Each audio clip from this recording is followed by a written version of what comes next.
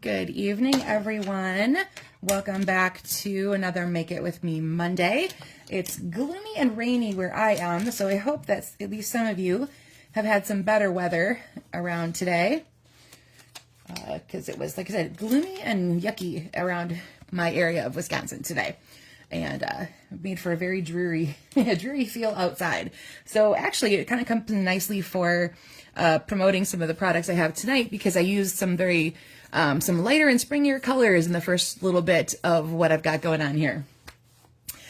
So a little while back, we had a stamp sale, and this is one of the stamps I picked up, Leaf Collection. It's a background stamp, and I already owned it, but I picked up a second one because I wanted to do something I haven't really done before with any of the stamps that we have, and that is cut it into pieces and do something different with it. So I cut out all of the individual pieces that are in there, and I have a couple mounted on blocks that I'm going to be using tonight, so that's what's missing there. But basically, I took each individual piece here and cut around it, and now I have a whole bunch of individual leaf stamps that I can use to make my own kind of collage and building, and building the depth of things. So that was kind of fun. I've never done that before. And let's see, cooler temps. You have cooler temps in Florida, but hopefully at least not the rain that we had here. So thanks for tuning in, Karen. Appreciate it, like always. I was just saying that I have taken my background stamp here, this Leaf Collection stamp, and cut it up into individual pieces. So the first project I'm doing tonight, I'm going to be doing a little bit of stamping with a couple of those actual pieces. So this is going to be fun. And like I said, I bought that on the stamp sale. I bought a second one. I already had it. So I still have one that's all complete, and I can use that as its intended purpose to be. Okay, so here's what we needed for tonight. We are going to take a piece of cardstock 5.5 by 8.5, scored at 4 1/4. I have peach pie, and like I said, sunny and 80. Oh yeah, that's, well, cooler maybe for Florida, but I would take that. I would take that, Karen. So I'm using peach pie. Again, it was kind of nice to have some springier colors out here, as we had a very gray looking day today. Then they want 2 pieces of DSP each that are 1 by 2, and I recommend either something that has a small print, is marbled or ombre or something like that. They're just going to be a little bit of an accent. I'm taking out, normally I would have had to cut a long strip, but most of it's going to get covered up, so I'm just doing a little bit of paper conservation by doing it this way. Then you needed a piece of neutral that's 3.5 by 4 3/4, and you want some stamps that are medium and largish, because we're going to be covering up most of our area here with those stamps. Then you need a circle that's about 1.5 inches, and the paper needs to be light enough that you can stamp on it. This is where your phrase is going to go. And then just a little accent piece of another piece of cardstock that's 1/2 by 2 1/4. Okay, so I'm going to show you tonight. I know I've done this before, but I'm going to revisit a technique that we call masking. What that means is you are going to keep editing parts of the stamp you're using, the image that you've already stamped even, to help you make it look like other pieces or other images are above or below, even though you're only working on one surface. So the very first one you put down is the one that you want to end up being on top of all the images, if that makes sense. So I'm going to start with one of my leaves stamped in peach pie. Nope, that's sticking. There we go. No, yeah, sorry. I wanted to remove my guy here, and he's sticking to the block too much. So maybe I won't do that. Okay. Trust me, there's another leaf image under there. So I'm going to be stamping this one. Okay. And I'm going to go up in this direction, because I kind of want this quadrant here to be the one that we're going to be looking at. Then what we're going to do is I took our masking paper, and I stamped the same image on there. And then it has a sticky back to it, so I'm just going to show you. You peel it off, and then it kind of works like a Post-it note situation. So it's a little bit tacky, a little bit sticky. And you're going to go and layer that over where you have already stamped that exact image. Okay, like that. Now that's going to create a mask, and what that's going to do for our purposes here, I'm just going to remove my other image so you can see where I'm going with this. So now when I go ahead and stamp this down, whatever is covered up by this mask, you won't end up seeing as like it will hide whatever that is. So it's going to look like these leaves are underneath the leaves we've already stamped. right, so the other color I'm taking is Shy Shamrock. And I got the inspiration for this from an actual sample in the catalog. I'll make sure I point that out later when I post everything so you can see where that came from. So I'm going to go ahead and stamp that. All right, and then I'm going to do another one, but I don't want it to overlap what I already have going on here. So I'm going to take another one, another mask that I've already used. Like I said, I created this by stamping the image on our masking paper, and then you just trim it out. And they do have you can use them multiple times. Some of these, like this one, is a little bit delicate in certain areas, so I'm trying to be really careful with how I lift it up and off because it might tear a little bit. But for a big solid image, it's really, really good to work with. All right, so I'm going to go ahead and do that, and then we're going to peel off this mask.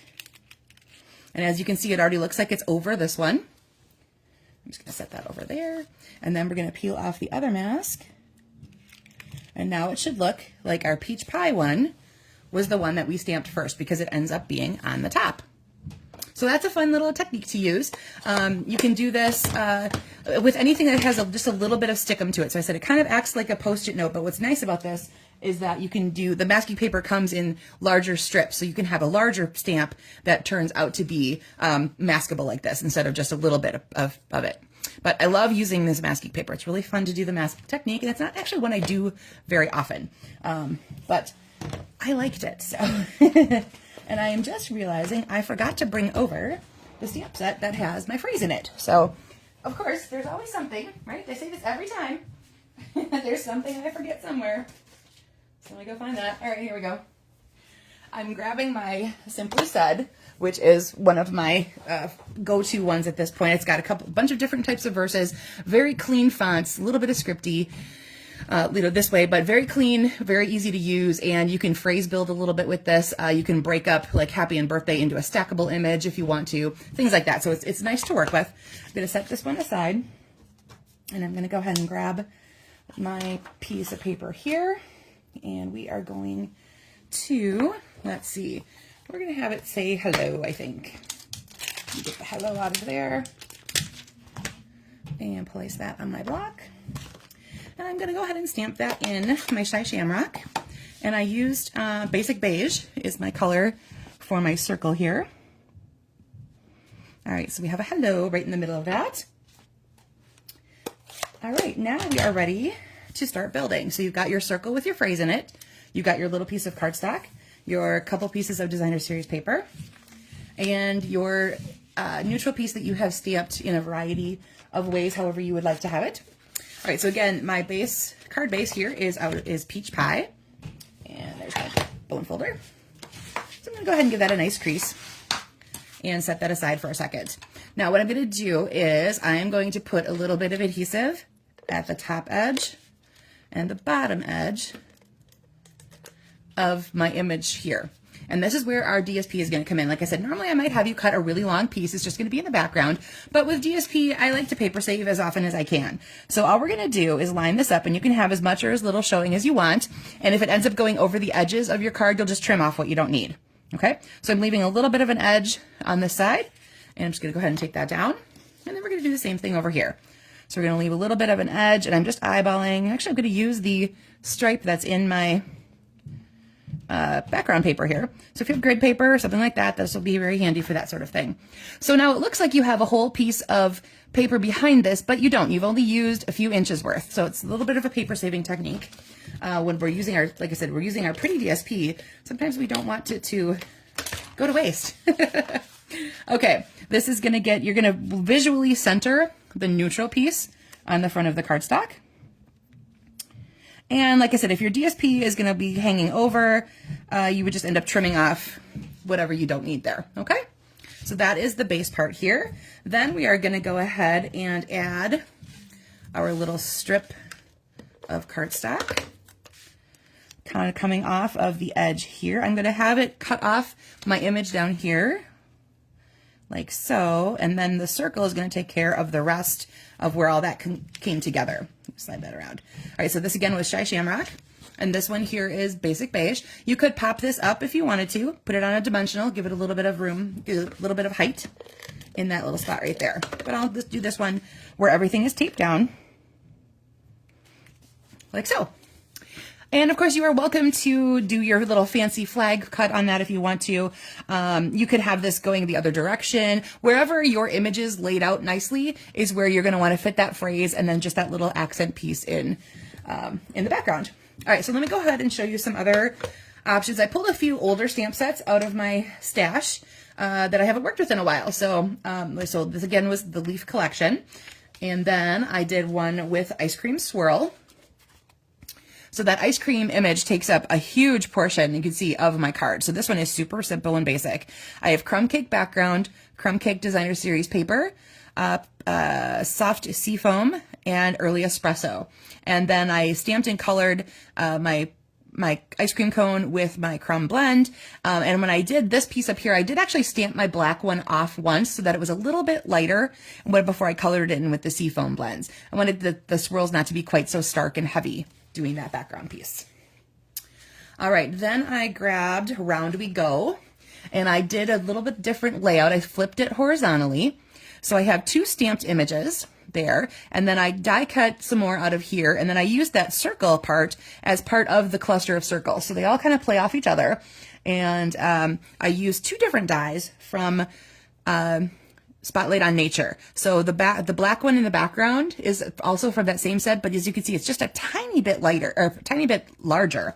And then because it perforates all these little holes, you see some of that black cardstock coming through as well. So that was kind of fun.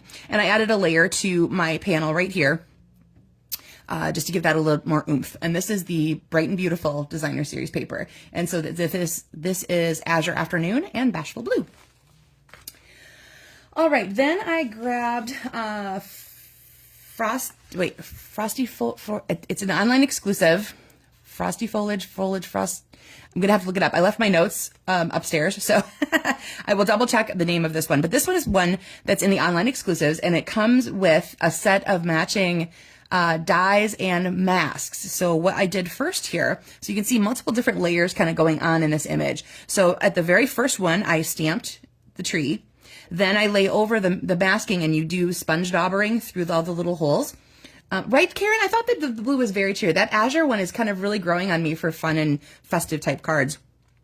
So then I did one layer with Shaded Spruce, one layer with Garden Green, and then my final layer that just has a little bit on there, I used our white ink. And so it has a little bit of look of snow on the pine trees. And then this was from Winter Meadow. And I used our plaid background stamp to add just a little bit of interest to that final piece in the background.